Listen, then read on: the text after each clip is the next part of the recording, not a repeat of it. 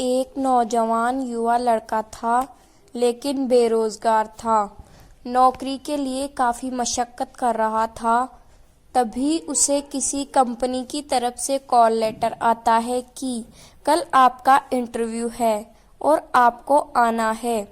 अब वो लड़का थोड़ा परेशान हो गया, क्योंकि जिस जगह उसको इंटरव्यू के लिए जाना था वह जगह उसके घर से तकरीबन 50 से 60 किलोमीटर तक दूर थी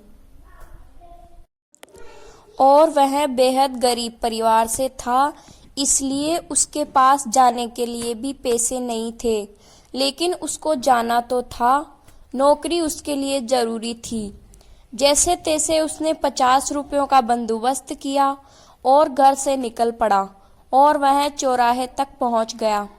बेहद निराश हुआ, क्योंकि टिकट के पैसे उसके पास नहीं थे जितने होने चाहिए थे।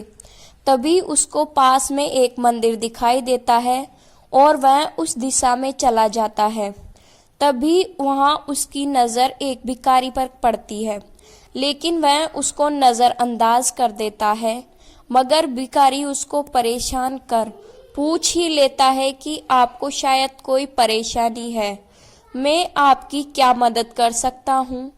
लेकिन वह उसको कुछ नहीं बताता है कि ये भिखारी खुद मांग कर खा रहा है, ये मेरी क्या मदद कर पाएगा।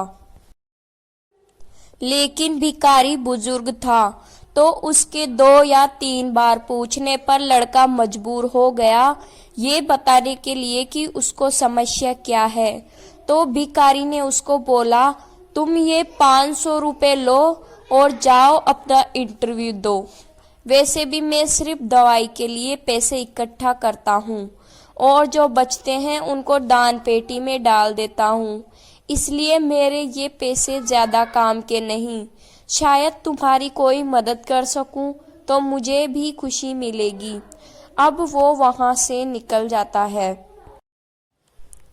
और इंटरव्यू में सेलेक्ट होकर जब वो वापस भिखारी से मिलने या उसके पैसे लौटाने के लिए आया तो वहां लोगों की भीड़ लगी हुई थी। उनके पास जाकर देखा तो वहीं भिखारी था। लोगों ने कहा इसके पास दवाई के पैसे नहीं थे, इसलिए आज की दवा न लेने की वजह से ये चल बसा। Main moral for this story, किसी भी काम को करने या किसी भी लक्ष्य को हासिल करने के लिए मार्ग में हजारों कठिनाइयों का सामना करना पड़ेगा। अगर ये सोचकर हम आगे ही ना बढ़े तो और हो सकता है रास्ते में कोई हो जो हमारी मदद के लिए बैठा हो। ईश्वर तो किसी भी रूप में हो सकता है। मोटिवेशनल स्टोरी का सार यही है कि आगे बढ़ते रहो, लेकिन रुको मत यार। अगर आप रुक गए तो फिर संभावनाओं का अंत हो जाएगा।